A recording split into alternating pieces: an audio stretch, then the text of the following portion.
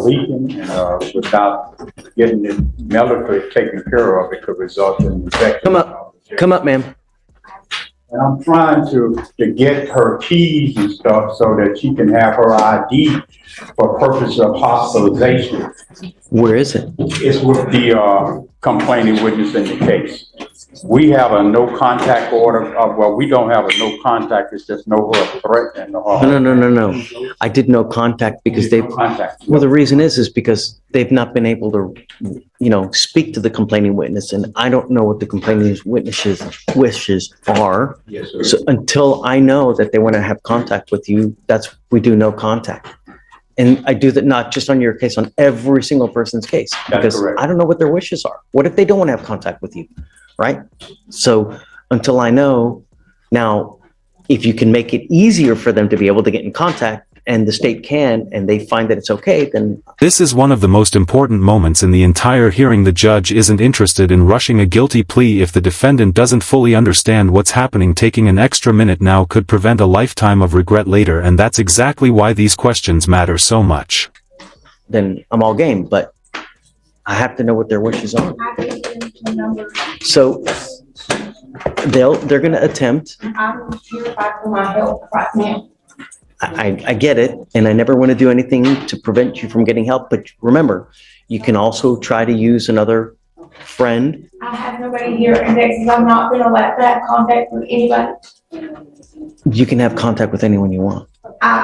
When I was in the relationship with I don't want to talk about the case. I haven't been allowed. My only concern is the wishes of the complaining witness. So I can have Alex go out there to try to call now. But if they're sleeping, they're at work, if they're not answering, it may take some time. Perhaps maybe tomorrow. I don't know. Do you mind? I don't mind that. I just, if you have a number that we can. Okay. Yes, I can provide. So let's see that you guys get together, see what you can do. If you are able to make contact, see if she's okay with having contact, or he. We'll go from there. We're not heading towards trial now. Is it true or untrue that you had that prior theft? True. Okay, that's all we need. Thanks. All right, so true to that enhancement. I don't have Morgan's number to call her. She's in DVD now. She's in DVD now. I guess, you know what? I'll email her and I'm gonna attach you to it, and then. I don't think it's a big issue.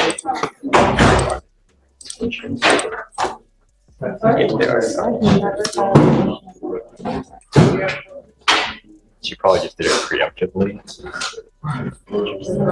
Your Honor. Hey. Happy New Year. How are you? Happy New Year. How are you, man? Suddenly this case becomes far more complicated than it first appeared. The court has to balance a defendant's medical needs with the safety concerns surrounding the case, and neither issue can simply be ignored. These are the kinds of decisions that make courtroom management much harder than most people realize.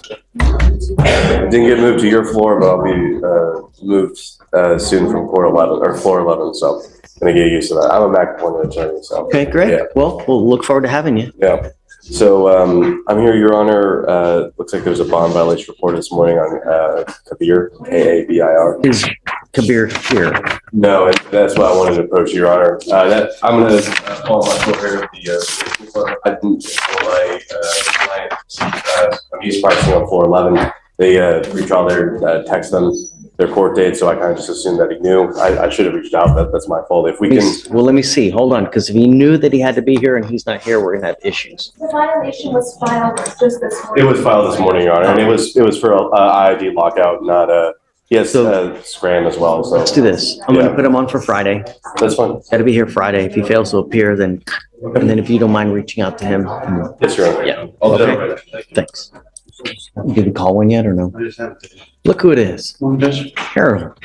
Great to see you, man. What's new? Good to see you, Judge. I just want to let you know, Mr. Lawrence. He's here today. Where's Mr. Blunt? He's in the. He picked up a new case. But, Do you want to stay on, or do you want us to appoint someone else? I'm okay staying on, but Okay. the prosecutor's judge, and I just want to run the findings and they'll offer time served for both of them. And Your Honor, he has 5 days credit for the assault and 7 days for the DWI. I just want to let you know, get a review if you're okay with it. Yeah.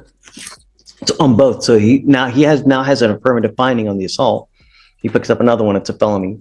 It's a DWI second, picks up another one, it's a felony. So It's it's out of our hands from now on, you know? It's advice of counsel and I've told him. Okay. All right. Do it up, right up. And how would you like that written if it's 5 days on one, 7 on the other? However you want, no matter.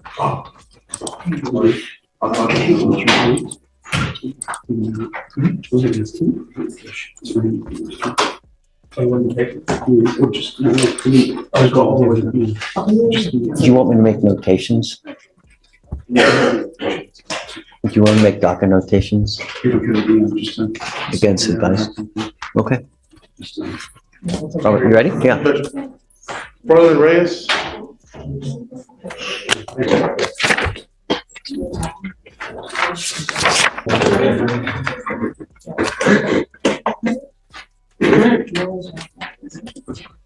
Good morning, Mr. Reyes. Good morning. Mr. Reyes, you're charged with driving while intoxicated. You're facing up to a year in jail and or a $4,000 fine. You guys have worked out an agreement. They're offering you 3 days in jail. Credit for the 1 day that you have served. You need to understand that this charge will go on your record there for the rest of your life. From now on, you'll be facing a minimum of 90 days in jail for any cases like this that you pick up. No more proverbial slaps on the wrist because you now will be facing a minimum of 90 days. You get pulled over. The only thing an officer is looking at is your prior criminal history. If they see that you have a prior DWI, they come up to your car and you smell like alcohol, what do you think they're going to do? Arrest me. Right. I would never, even if you've had a drop of alcohol, get into a car because you're taking a humongous risk.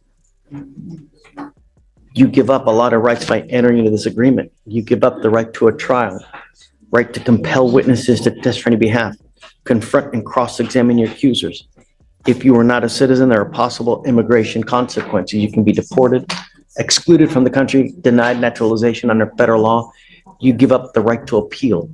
Once you plead guilty, it will go on your record and you can never take it off. Are you sure you want to do this? Yes, How do you plead to the offense, guilty or not guilty? guilty. I'll find you guilty. I'm going to send you to the 3 days in jail, give you credit for the 1 day that you've done. I'm going to suspend your license for 90 days. Do not drive until you get a license. Tell me about him, Robert. Judge, he's a chef in a restaurant. He makes between $500 to $550 a week. His wife does not work, stays at home with the kids, 5 kids, 17, 15, 2 twins, 15 years old apiece, 3 and 5 years old. I'm asking you these questions because there is a $4,500 surcharge that you have to pay when you pick up a DWI and you plead to it with a breath test of this magnitude. Your lawyer is asking me to waive that fee.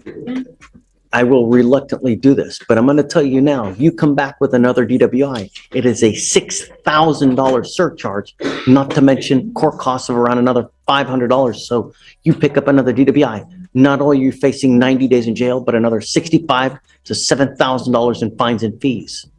Do you understand? Yes. Don't come back or there's going to be what to pay. Missing court may not sound serious to some people, but judges see it very differently. A single missed appearance can trigger bond violations, arrest warrants, and a whole new set of legal problems. That's why the judge immediately focuses on whether this absence was a mistake or something more concerning. Listen carefully to what the judge is saying here, because this lesson extends far beyond this courtroom. A DWI conviction isn't just about a fine or a few days in jail. It can affect employment, insurance rates, future charges, and even a person's reputation for years to come.